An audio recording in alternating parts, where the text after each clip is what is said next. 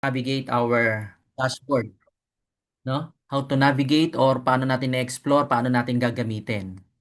Okay, sa mga first timer po, focus po tayo para at least alam natin paano natin gamitin yung ating system o yung dashboard natin para at least hindi lagi natin kinukulit-kulit yung ating mga upline. Napaka-importante po to na alamin natin o explore natin yung ating system.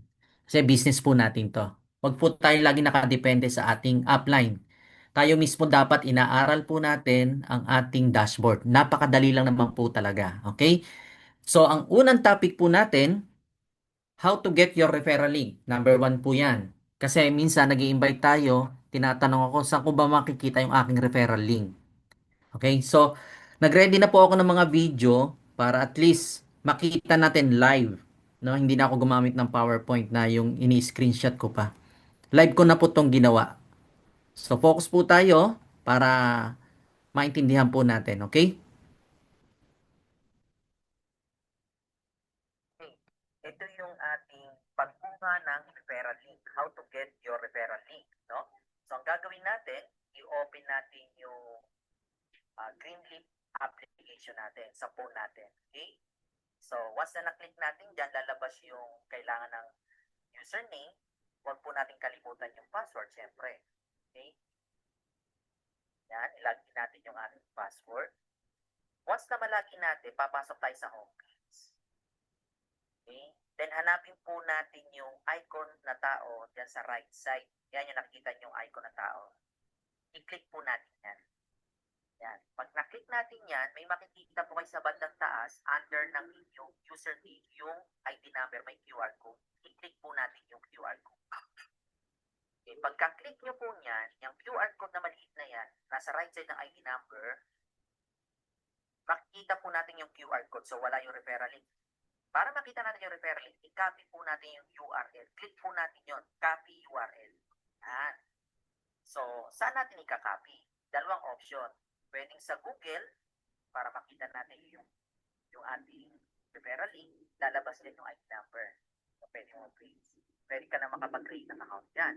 Or, doon sa sesendan mo na prospect mo, isa messenger niya, o WhatsApp, o anuman. No? Like for example, yan sa screen na yan, dual screen halimbawa, yan.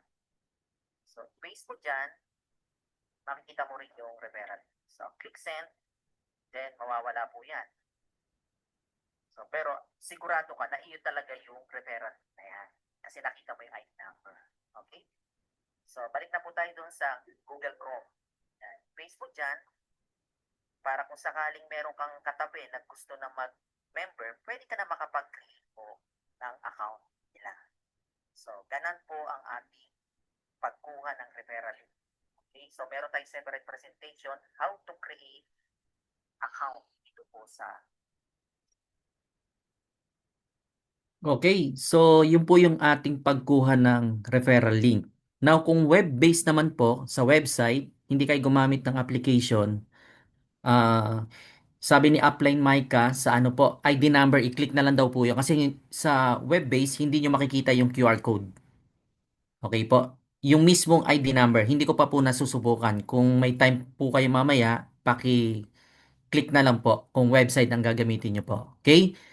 Next, reminders po. Ito madalas merong nagkakamali talaga. Lagi po nating i-double check yung ating PH ID number o yung ating sponsor ID.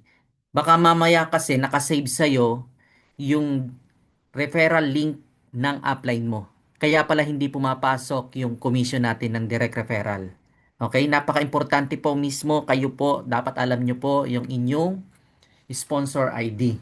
Okay, baka mamaya kay upline napasok ang referral. Okay, so paulit-ulit po nating pinapaalalanan po o reminders yung sinasabi ko na yan. Napaka-importante po ng referral link or ID number. Okay?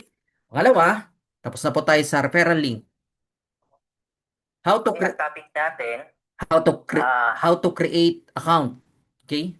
How to create your account. So once na na-receive po natin yung ating referral link from our sponsor, ang gagawin po natin, i-click po natin yan. Once na na-click po natin yan, lalabas po yung online application. Okay, makikita po natin yung sponsor ID ng ating sponsor.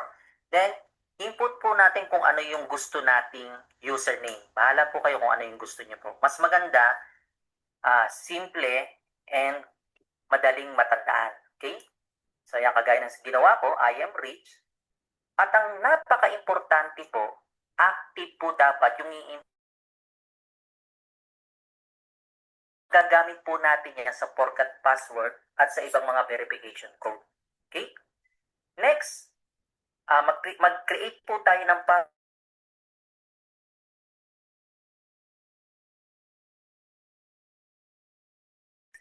once na na-encode na natin yan, click create account. Okay? So makikita po natin may confirmation po dyan. Click confirm. Okay, kung mapapansin mo po doon sa taas, customer ka pa lang po. Okay? So, yan po ang pag-create ng account gamit, ang pinindot nyo po ay referral link. Kaya napaka-importante po ng referral link, no? Then, lagi pong may reminders dyan. Dapat po wag kayong gagamit ng dummy account o dummy na email address, yung peking email address. Kasi, may paggagamitan po talaga yan. Diyan pumapasok yung minsan nakalimutan mo yung password mo, forgot password po. Diyan papasok yung temporary password and yung mga verification code. So, wag po tayong gagamit ng peke na email address po. Okay? So, itong kanina ay referral link. Ito naman yung manual. Manual encoding po ito. Okay?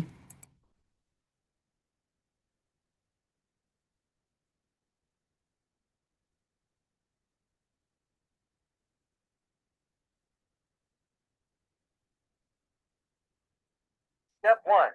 Create your account. Step 2. Choose your country. Confirm. Fill in enroll ID. This is very important. If you enter through a QR code or a link, the system will fill in automatically.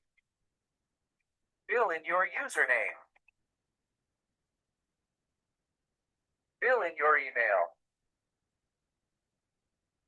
Create a password. Confirm the password again. Click to log in. Congratulations! Now you can start the Greenleaf life. Okay. So, yun po yung pagkikreate ng account.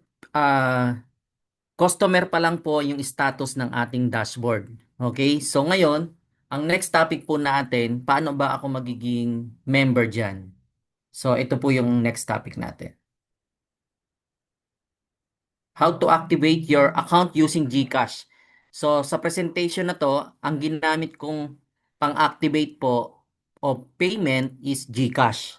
Okay, yung hindi pa ako nakakagawa ng sa USDO po. O kaya yung credit card. Pero ito mas mabilis kasi yung GCash eh.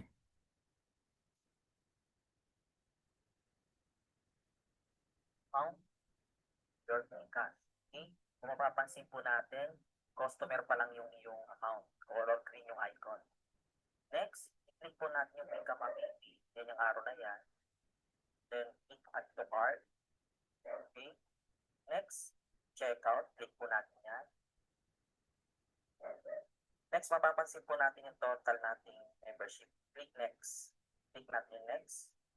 Okay, meron tayong dalawang option na payment, cash payment, and USD phone account. So, click cash payment. Yan ang option natin, cash payment. So, click pay now. No? Click natin yung pay now. Yan.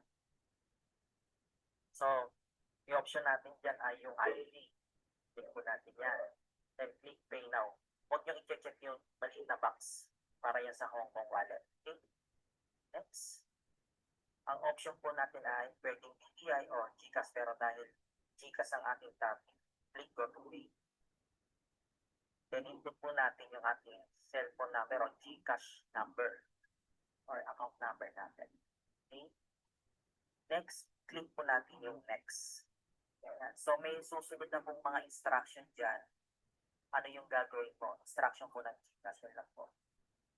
Okay, so Yung instruction po sa GCash, madali naman po eh kasi wala ka namang ibang pipindutin.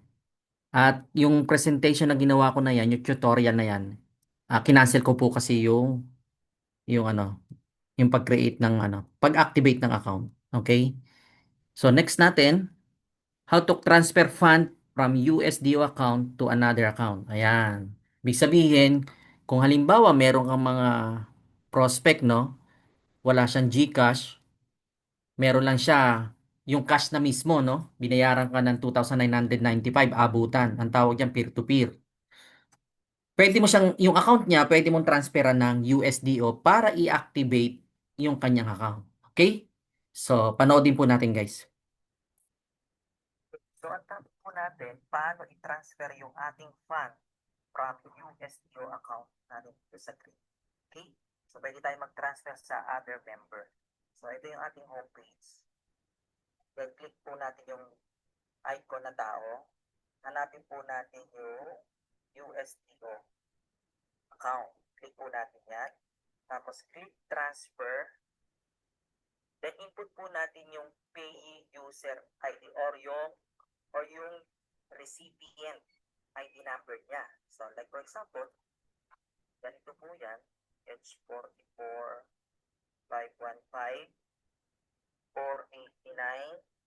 Then, input po natin magkano po yung ating the transfer. No? So, click confirm po. So, kung hindi nyo pa na-set up yung transaction password nyo, ang password niyan, yung dati mong login password. So, mas maganda kung mai-separate po natin o may set up natin yung transaction password para at least safe po yung ating pera. So, click confirm. So, yan na po yan. So, yun lang po. Para ma-check natin kung nabawas na po, balik tayo, refresh lang natin. So, nawala na po. Okay. So, yan po yung ating pagta-transfer ng USDO, yung commission po natin sa other member. Now, kung mapapansin nyo po kanina, sinabi doon, input your transaction password. Okay? Sa terminology na ginamit ni Greenleaf is security management. Security, ang nakalagay. Oh, advanced password, no? Advanced password yung makikita nyo po.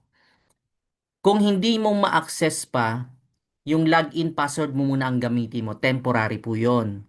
Now, napakahalaga po na palitan nyo po yung inyong advanced password. Okay, bakit? Kasi syempre minsan pinagkakatiwala po natin sa upline natin yung login and yung password. Kasi minsan madalas, hindi kasi ako techie, paayos muna, bla bla bla. Magulat ka na lang yung commission mo wala na. Hindi lang yan, hindi, kumaga, hindi na bago yung ganyang issue. Sa ibang company, nangyayari po yan. Now, kapabayaan mo na yan, kung talagang lahat ay inasa mo na sa upline mo, pati ba naman password, siya pa rin ang mag-aalaga, magtatago ng password mo. Okay? So, napaka-importante po, ilista po natin ang password natin, i-save natin o ilagay natin sa memory natin. At wag mong ipapaalam sa upline mo. Okay lang yung login. Kasi yung advanced password po, pera na po yan eh. Okay? Ngayon, kapag na-transfer na po yan, hindi po matrace kung saan kasi pag ginamitan niya yan ng USDT o yung crypto, hindi natin alam kung sino may-ari nun. Nahack ba siya? Si upline ba? O si company ba? Hindi natin matitrace. So, napaka-importante, again, palitan po natin ang ating transaction password. Yun po yun. Okay? So, paulit-ulit po natin nire-remind dyan. Next, paano naman ako mag-purchase ng products? At paano ko ba gagamitin ang aking product voucher? Yan po. So, panoodin po natin guys. Okay, so, ang topic po natin, paano tayo mag-purchase ng product and paano natin magagamit yung ating product voucher. Okay? So, una, ang gagawin po natin, i-update po muna natin ang ating personal information. So, i-click po natin yung edit or yung pen nasa right side po ng ating username. So, click po natin yan. Then, i-update po natin yung ating last name, username. Yan po yan. So, i-update po natin yan kung hindi pa na-update. Pangalawa, kasi dyan iseset ang iyong ang iyong order, no? Pangalawa, i-update din po natin yung ating address. So dito, kailangan i-update po natin yung ating address. Like for example, yan, dito po, yan. First name mo, last name, email, etc. Yan po. I-update po natin yan. Para pag nag-checkout po kayo ng product, alam kung saan ipapadala. By the way, pag nag-checkout kayo at hindi naman na-update ang inyo pong address, mag-e-error naman po siya. Hindi naman mag-focus. Okay? So, start na po tayo. Now, gagawin po natin, pipili tayo ng product natin. Ano? So, bawa, ito yung ating homepage. Pwede tayo dito or dito sa by category. Halimbawa, gusto may by category. Yan. Now, next, click natin itong single lang. Okay? Halimbawa, order ako ng toothpaste. Natin yung toothpaste. Yan. Okay? So, paano ko i-unlock yung ating voucher, no? Meron tayong minimum spend. So, based sa aking pag-check, yung minimum spend niya, 570 pesos. So, gagawin ko, mag-order ako ng isa. Okay, mag-add to cart muna ako nito. Next, hanap ulit ako ng ibang product. Bawa ito.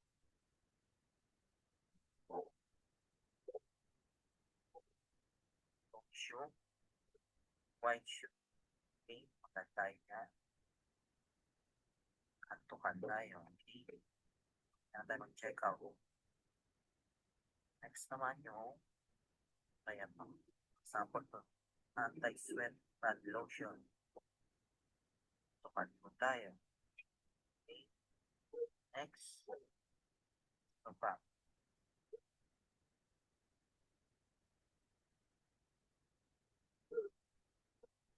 Hanap lang po tayo ng ating pwedeng i-check out.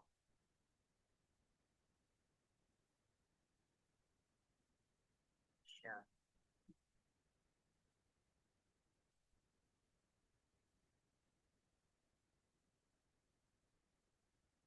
Try natin to. Highlight Salt Silk Lotion. At tukad po tayo. Okay. Next, mag-check out na po ako. Okay namin. Okay. Proceed to check out.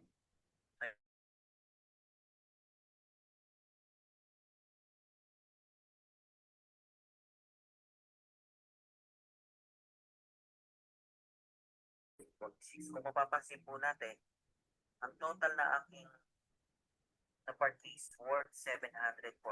So, kaya na-unlock ko po yung isang voucher na 57 pesos kasi more than 570 pesos po yung na-checkout ko.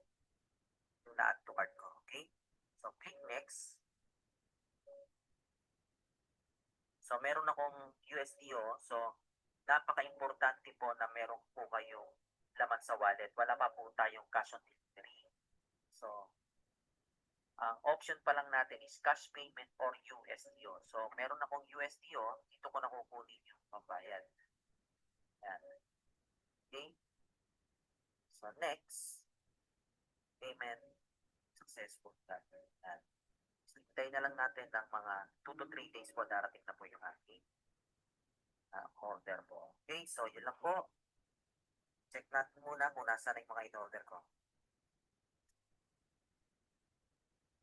Processing. Ayan, nasa processing na po siya. Ayan. Yun lang po. Marami po salamat. Okay, doon po sa ano, yung mapapansin niyo po nag-add to cart ako na nag-add to cart kasi hindi ko pa i-check out. Okay? Pero kung halimbawa isang item lang naman, pwede naman buy now na kagad. Hindi mo na kailangan mag-add to cart.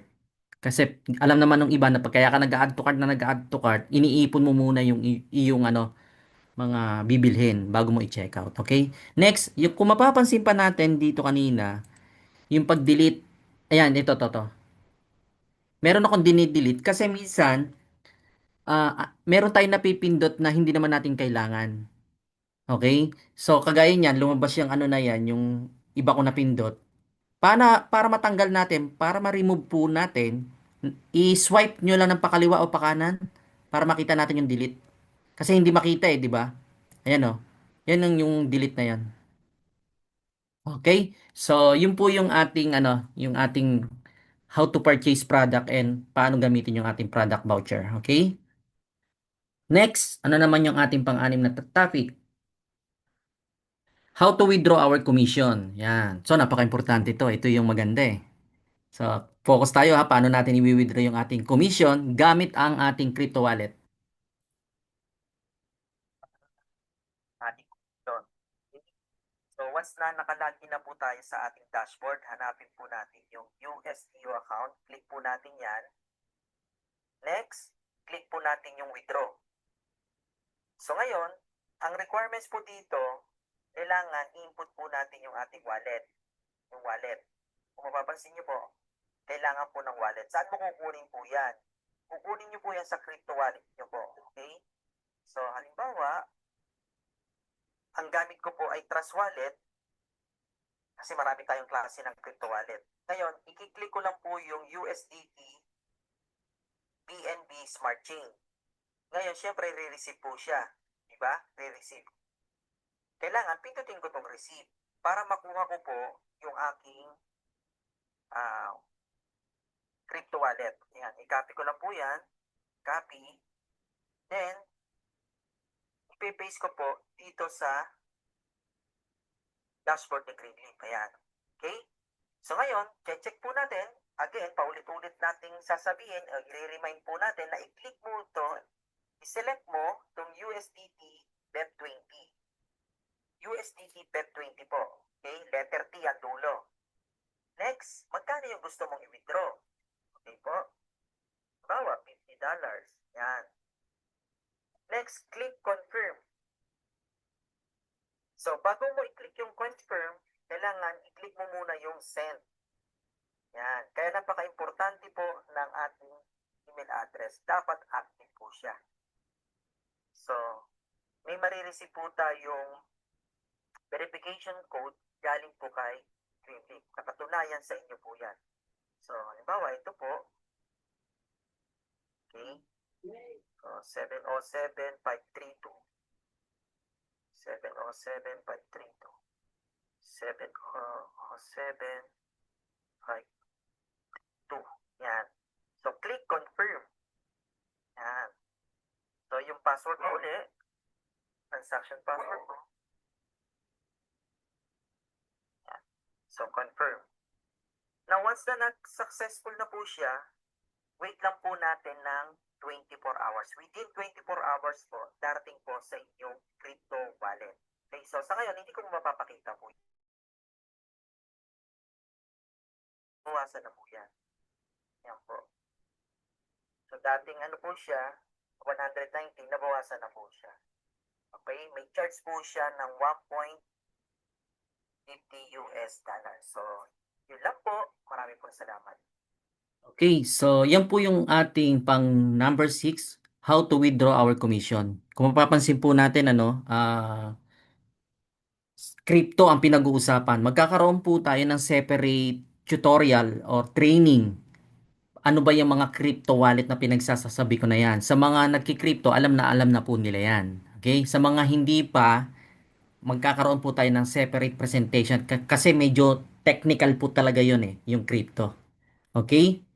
Next, again, i-remind ko po uli, kung mapapansin nyo po, napaka-importante ng email address kasi pumapasok ang verification code and yung ating transaction password. Para mapalitan mo yung transaction password, hanapin mo yung advanced password. Okay, pero gagawan ko rin yan ng presentation. Paano magpalit. Okay? Last, last na po, Okay, so how to top up from crypto wallet. Paano tayo magta-top up ng fund manggagaling sa crypto wallet? Okay?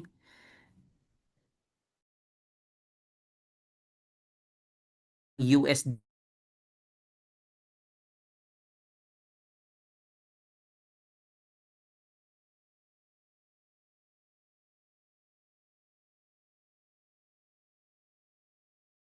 gamit natin yung USDO to activate our account. Okay? So, ang topic po natin ngayon, paano mag-top up from crypto wallet to Greenleaf account o sa USDO account ng Greenleaf. Okay? So, once na nakalagin na po tayo, hanapin po natin yung USDO account. Okay? Then, click po natin yan. So, kung mapapansin nyo, meron na po akong balance dyan, 142.85. So, ang gagawin natin, magtatap up ako, magdadagdag. Okay? Kasi ang purpose ng training na to, para mapakita natin paano mag-top up. Okay? So, ngayon, kahapon, nag-withdraw ako. So, within 3 hours, dumating po yung ating within to po yung commission po natin. Ito po yan. Yan. Yung nasa aking Trust Wallet na po. Now, ang gagawin naman natin, from Trust Wallet to Greenleaf account. Okay? So, next, click po natin yung top up. Yan. Then, ayan po yung wallet address ng Greenleaf. I-copy po natin yan. So, once na-copy po natin, pupunta po tayo sa Greenleaf na ginawa ko sa Trust Wallet. So, meron pong name. Lagyan ko ng name ng para hindi ako malito. Now, gagawin po natin, dahil magse-send po tayo, hindi na tayo magre-receive, magse-send, click send. Okay?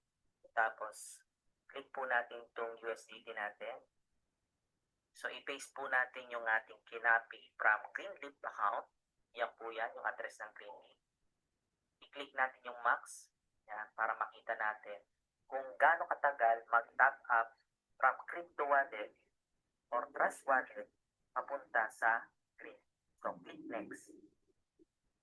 So, loading na po yan. Okay? Tignan natin po kung gaano katagal. Click confirm.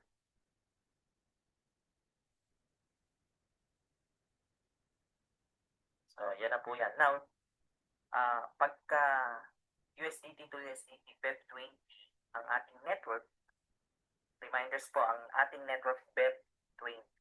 No? So, wala pong charge yan. Magparehas na BEP20. Check po natin kung nasa USDO na po natin. Okay? So, kung mapapansin nyo kanina, 142 po yung ating yung ating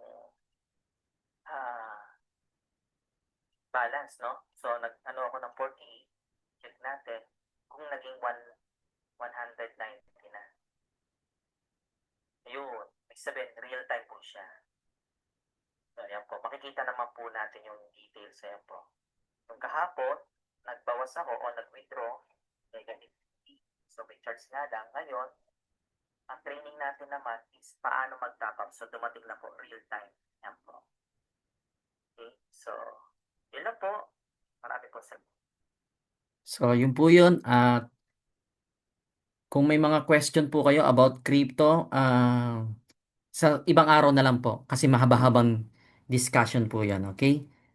So, halos tapos na po ako. Kung may mga question po tayo about technical, pwede na po tayo mag-unmute. Thank you very much po. Boss D, tapos na po ako. Okay. Ayan. Maraming salamat, Coach Noel. Thank you very much. May question po ba kayo hanggang nandyan pa si Coach Noel? Pwede po kayong mag-unmute.